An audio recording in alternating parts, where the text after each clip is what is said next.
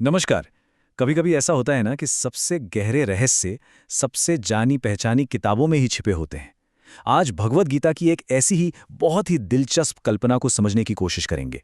एक ऐसा पेड़ जो उल्टा उगता है। चलिए इस रहस्य में उतरते हैं। जरा इस कल्पना पर गौर कीजिए।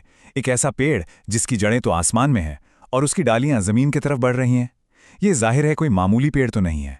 ये एक पहेली है, एक मेटाफर है जो हमें अस्तित्व की सच्चाई के बारे में कुछ बहुत गहरा बताने की कोशिश कर रहा है। तो सवाल यही उठता है कि आखिर ये उल्टा पेड़ है क्या। गीता हमें इस रहस्य को सुलझाने के लिए एक तरह से न्योता दे रही है, और इसका जवाब शायद इस दुनिया को देखने के हमारे नजरिए को हमेशा के लिए बदल सकता है। तो पहली बात, ये कोई असली लकड़ी का पेड़ नहीं है। असल में ये भौतिक संसार यानी हमारी इस जीती जागती दुनिया का एक बहुत ही शक्तिशाली प्रतीक है।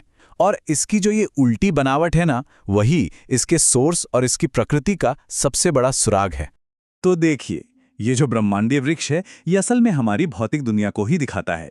इसकी जड़ें जो ऊपर की ओर हैं, वो दिखाती हैं इसका आध्यात्मिक स्रोत से कनेक्शन। मतलब ये दुनिया किसी ऊंची अनदेखी शक्ति से पैदा हुई है। और नीचे की ओर जो शाखाएं फैली हैं, वो हैं इस दुनिया का फैलाव, ग्रह, जीवन, हमारे अनगिनत अनुभव, सब कुछ। और पत्ते, वो वैदिक कर्मकांडों का प्रतीक हैं जो इस सांसारिक अस्तित्व को बनाए रखने में मदद करते हैं। अब देखिए, इस पेड़ की तस्वीर और भी दिलचस्प हो जाती है जब हम ये महसूस करते हैं कि हम सब इसी पेड़ की शाखाओं में जी रहे हैं और अक्सर इनमें बुरी तरह से उलझे हुए हैं। देखते हैं गीता इसे कैसे समझाती है। देखिए, ये जो शाखाएं हैं ना, इन्हें पोषण मिलता है प्रकृति के 3 गुणों से। सत्व यानी अच्छाई और संतुलन, रजस यानी जुनून और एक्टिविटी, और तमस मतलब अज्ञान और आलस। यही गुण हमारे हर काम को, हर इच्छा को एक रंग देते हैं। जो छोटी छोटी टहनियां हैं, वो हैं हमारी इंद्रियों की चीजें, वो सब कुछ जिन्हें हम देखते, सुनते और महसूस करते हैं। और इतना ही नहीं, इस पेड़ की कुछ जड़ें नीचे की ओर भी बढ़ती हैं, जो हमारे कर्मों का प्रतीक हैं। और यही कर्म हमें इस दुनिया से और भी कसकर बांध देते हैं। यहाँ सबसे जरूरी बात यह है कि हम सब यानी सभी जीव असल में उस परम स्रोत के ही शाश्वत अंश हैं। लेकिन इस भौतिक दुनिया में आके हम अपनी 6 इंद्रियों, जिसमें मन भी शामिल है, के साथ लगातार एक स्ट्रगल कर रहे हैं, और इसी वजह से इस पेड़ की शाखाओं में उलझकर अपनी असली पहचान भूल से गए हैं। गीता यहाँ पर 2 तरह के अस्तित्व की बात करती है। एक है च्युत, यानी हम सब जो इस भौतिक पेड़ में फंसे हुए हैं और अपने रास्ते से भटक सकते हैं। और दूसरे हैं अच्युत, वे जो आध्यात्मिक दुनिया में स्थिर हैं और कभी नहीं भटकते। ये इस ब्रह्मांड पेड़ के अंदर और बाहर के अस्तित्व का एक बहुत गहरा अंतर है। तो सवाल यह है कि अगर हम इस पेड़ में फंसे हुए हैं, तो क्या इससे बाहर निकलने का कोई रास्ता है? जी हाँ, बिल्कुल है। और गीता इसके लिए एक बहुत ही शक्तिशाली हथियार बताती है, और वो है वैराग्य यानी डिटैचमेंट। लेकिन एक चैलेंज भी है। हम इस पेड़ के असली रूप को अपनी इन भौतिक आंखों से पूरी तरह देख ही नहीं सकते। हमें नहीं पता कि ये कहाँ से शुरू होता है, कहाँ खत्म होता है, या इसका असली आधार क्या है। इसलिए हमें भरोसे के साथ एक ऐसे सच पर काम करना है जो हमारी छोटी मोटी समझ से काफी परे है। तो रास्ता क्या है? सबसे पहला कदम है ये स्वीकार करना कि हमारी इंद्रियां इस पेड़ को पूरी तरह नहीं समझ सकती हैं। फिर वैराग्य यानी अनासक्ति का हथियार उठाना, और इस हथियार से इस दुनिया से अपने मोह और लगाव की जो मजबूत जड़ें हैं, उन्हें काटना होगा। इसके बाद उस परम स्थान की खोज करनी होगी जहां से कोई लौट कर नहीं आता।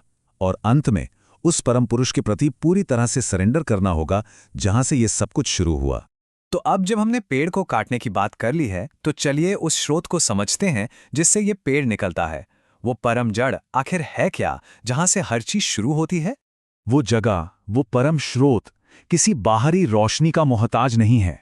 वो खुद से ही रोशन है, सेल्फ इल्यूमिनेटेड। ये एक ऐसी दुनिया है जो हमारी भौतिक दुनिया के नियमों से पूरी तरह से अलग है, और जो एक बार वहां पहुंच जाता है, वो इस जन्म मृत्यु के चक्र में दोबारा नहीं फंसता। जरा इस विचार की गहराई को महसूस कीजिए। हमारी दुनिया को रोशन करने वाला सूरज, रात को चमकने वाला चांद और जीवन देने वाली आग, इन सब की शक्ति, इन सब का तेज उसी एक परम स्रोत से आता है। यही वो अनदेखी ऊर्जा है जो अरबों खरबों ग्रहों को उनकी कक्षाओं में थामे हुए है। यही ऊर्जा चंद्रमा बनकर धरती पर पेड़ पौधों को जीवन का रस देती है। ये सिर्फ रोशनी नहीं है, बल्कि एक एक्टिव पालन पोषण करने वाली शक्ति है। और ये ब्रह्मांडीय ऊर्जा सिर्फ बाहर नहीं, बल्कि हमारे अंदर भी काम कर रही है। हमारे शरीर में खाना पचाने वाली आग के रूप में, और हमारे दिल में बैठकर हमें याददाश्त, ज्ञान और यहाँ तक कि भूलने की शक्ति देने वाले के रूप में। ये हर जगह है, बड़ी बड़ी आकाशगंगाओं से लेकर हमारे अंदर तक। गीता इन्हें परम पुरुष कहती हैं, वो जो इस भौतिक पेड़ में फंसे च्युत और आध्यात्मिक जगत के अच्युत, इन दोनों से भी परे हैं। वही हैं जो इस पूरे अस्तित्व को संभालते हैं और इसका पालन पोषण करते हैं। तो इस उल्टे पेड़ और उसके स्रोत को समझना सिर्फ एक इंटेलेक्चुअल एक्सरसाइज नहीं है। गीता के अनुसार ये परम ज्ञान का मार्ग है, एक ऐसा नजरिया जो सब कुछ बदल देता है। इस ज्ञान को वेदों का सबसे गोपनीय रहस्य बताया गया है, और वादा ये है कि जो कोई भी इस रूपक को, इस ब्रह्मांडीय वृक्ष की सच्चाई को ठीक से समझ लेता है, वो असल में बुद्धिमान हो जाता है। उसके सभी प्रयास सफल होते हैं क्योंकि वो चीज़ों को उनके सही परिप्रेक्ष्य में देखने लगता है। तो ये विचार हमें सोचने पर मजबूर करता है, दुनिया को एक उल्टे पेड़ के रूप में देखने का आखिर मतलब क्या है? एक ऐसा पेड़ जिसकी जड़ें किसी अनदेखे आध्यात्मिक स्रोत में हैं? ये नजरिया हमारे जीने, काम करने और अपने लक्ष्यों को देखने के तरीके को कैसे बदल सकता है? ये सोचने के लिए एक बहुत ही दिलचस्प सवाल है।